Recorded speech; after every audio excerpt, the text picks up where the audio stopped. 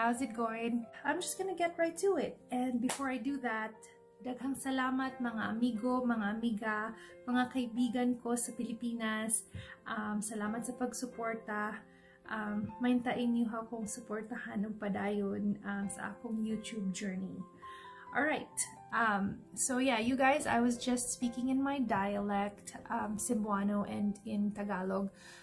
Because I do have Filipino roots, and I come from an island in the Philippines called Cebu. And yeah, sometimes I miss speaking in my dialect. I already mentioned in the last video that the top priorities that needed to happen. The moment that we had our day of coordinator, everything just fell into place. So yeah, for us, what we wanted to prioritize was to be able to encapsulate our wedding moment in time, you know, that even after a few years, when we have kids, hopefully, or our kids' children would be able to see it and would still be able to appreciate the value of the photos and the video that we have for our wedding. And something to go back on into memory lane whenever we feel like it, right? So that was the most important thing for us. And of course, our outfits. And again, it always goes back to us valuing local business and supporting local businesses. The biggest challenge that we had to get over was the ordering online and shipping, right? Because it was already 3 months into our wedding date, but Steven still didn't have his outfits, or couldn't figure out what he really wanted to wear. And I already kept on showing him pictures. And again, brides to be out there, this is as much as a time for your husband to be. It's also his moment as it is your moment. As you already know, I love florals and I love loud colors. And I'm glad that Steven is the same way. He is the type of man that actually is not fazed by loud colors. And in 2019, I think people saw Dwayne "The Rock" Johnson wearing a fuchsia pink suit and wearing a floral suit, and even Kevin Hart was wearing a floral suit. And this is just celebrities that comes into mind when I was in the process of looking for something that Steven can wear or can be inspired to wear in the wedding. And then, so I was like, and I saw something on Instagram where the groom was wearing head to, like jacket to pants, like full-on floral suit. And I was so inspired by that. And then the bride was wearing a normal white ball gown, but I was like, I never thought I was gonna be the bride who's gonna wear a ball gown. So first thing was, I knew it had to be, again, local. So I have a very close friend of mine who's a designer in Cebu, in the Philippines, and until now my dress is actually done. Until now my dress is still in the Philippines, the original dress. And it's just so sad that it's how things happen. But at the same time, I guess there's always a reason for everything, because we really couldn't be more happy of the results of our wedding ceremony. It was a beautiful wedding ceremony, and for us to be still somehow within budget, because I know brides and grooms out there probably have had a couple of deposits already, and we were just so lucky. I was so lucky that I listened to Steven, because he held off on putting deposits on so much vendors that early. Biggest hurdle for us was if everything that we order online would come in time, and there's that fear that, do we make the order or do we just stick to what we can scout here in Edmonton locally?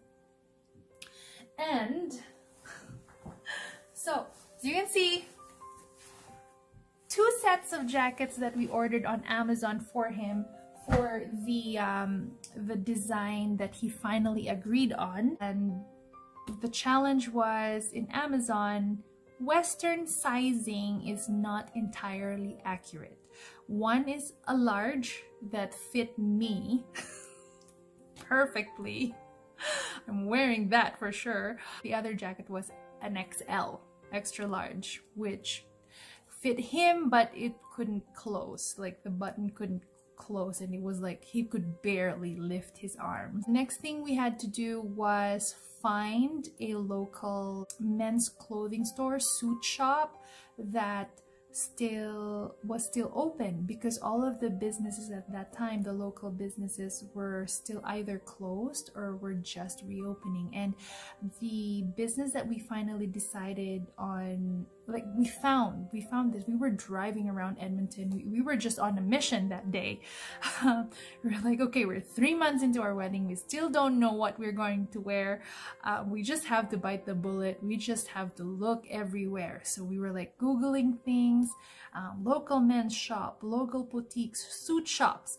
And then finally we found via Google a local business called Adeto's Men's Clothing. We were so lucky that they were just starting to reopen. His jacket, the white jacket that you saw in the previous video, in the wedding ceremony video, it was from the local shop, but he still had to order it online because their supplier for the design that he wanted was from LA. So yeah, that was another thing, but it arrived a month later.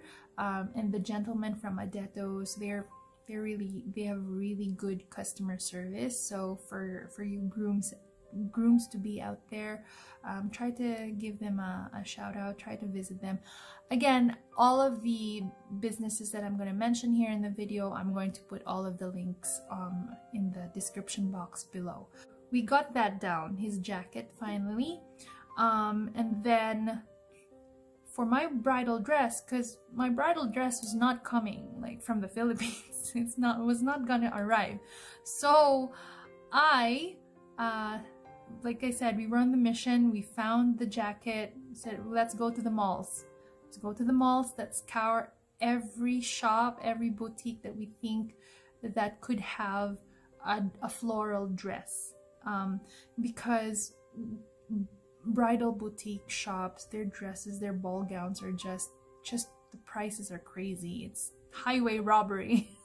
I was just so lucky that the first boutique shop that we went to in our local mall, the Londonderry Mall, just close to us, had a Le Chateau.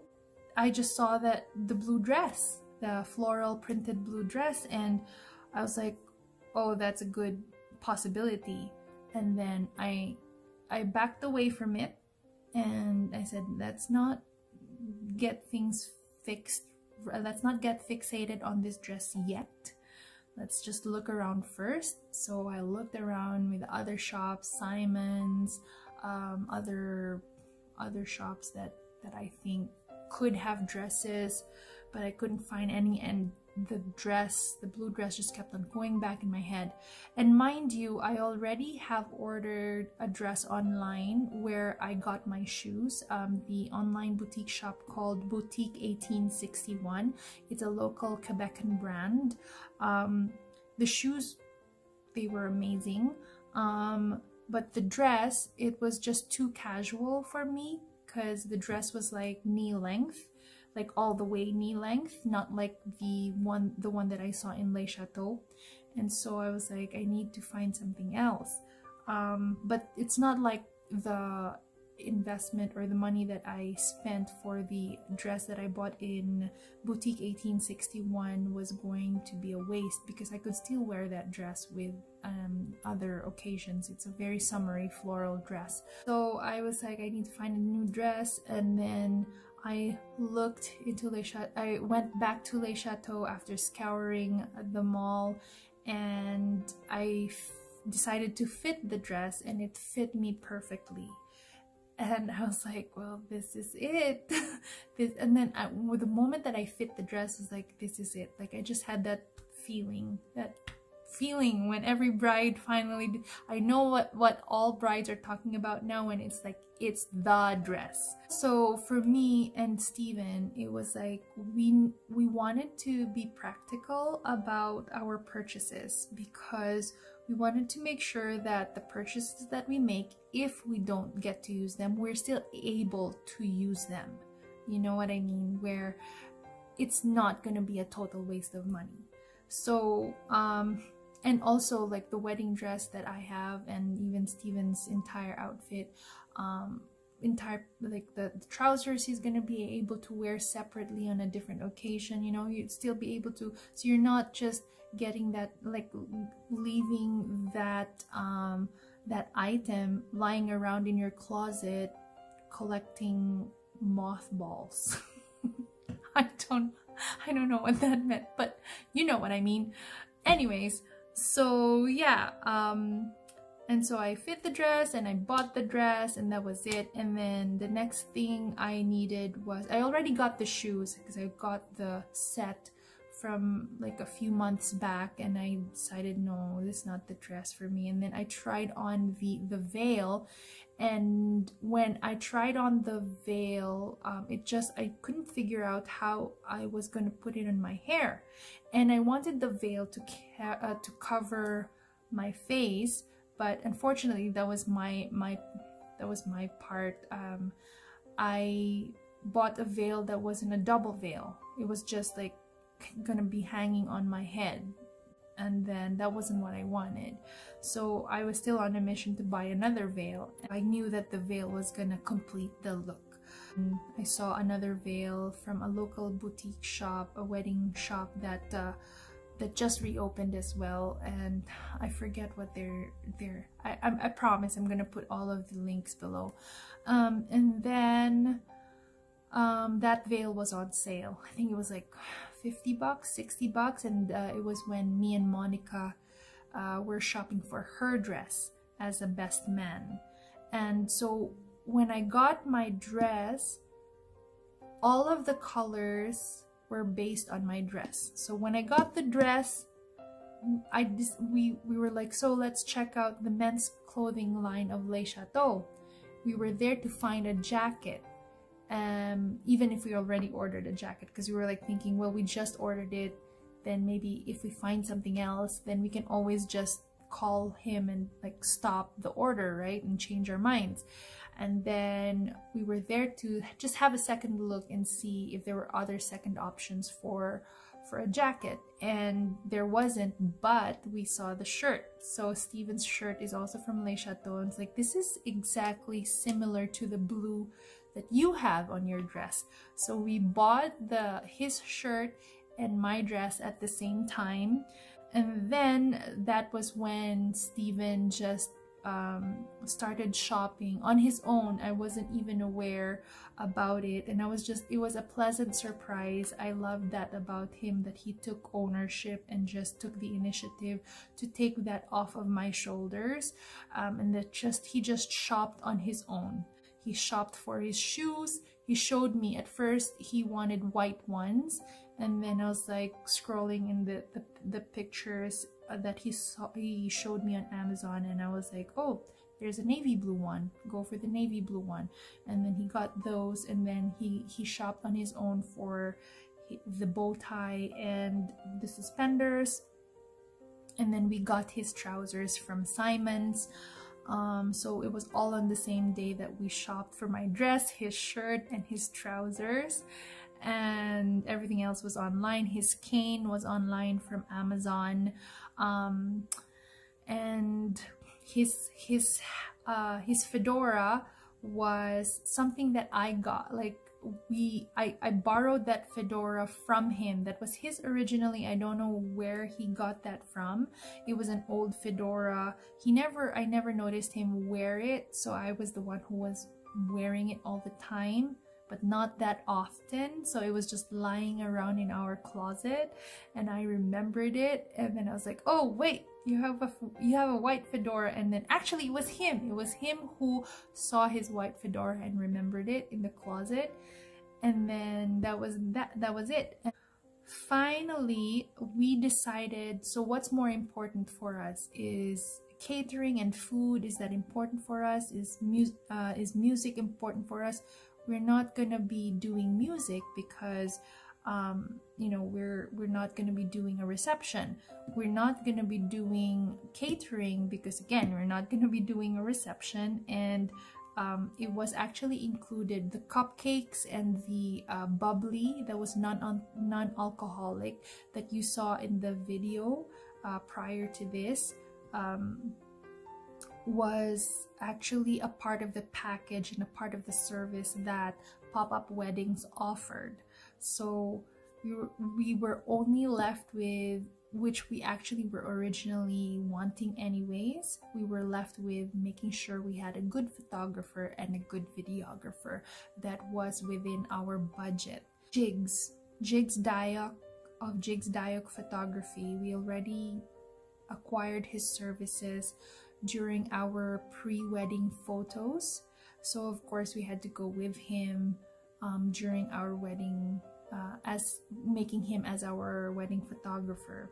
So the most important thing is that you are comfortable with your vendor, especially with the photographer. They're going to be directing you on poses and everything like that. Don't be afraid to show them things that you see on YouTube with wedding photos or on social media or on Instagram. Save those things up. That's what I did. I saved the samples of the feel of what I wanted and how I wanted things to be in our wedding photos, and just forward all of those. Like, don't be afraid to, you know, speak up, and just because you know, you're gonna be surprised to know that they're actually gonna be very open. And the moment that you're not comfortable with your vendor, then they're not for you, right? And vice versa. And with the videographer, with Chantal of Chantal Elisa Photography, off the bat, I wanted to meet her in person because I found her in Facebook Marketplace. And again, the energy and the vibe that you have with your vendor, and I was very lucky that Chantal is the type of person who actually is very open and very positive. So our vibes kind of connected, our energies kind of connected. So that was a good sign for me. And then again, it's the same thing that I did with Jigs and Chantal. I forwarded all of the ideas that I've had with them, just sending it through text, sending it through private message, sharing links from videos that I see on YouTube and all that. Just open communication, basically. I hope you enjoyed all the tips that I've shared, and I'll see you in the next vlog. Ciao!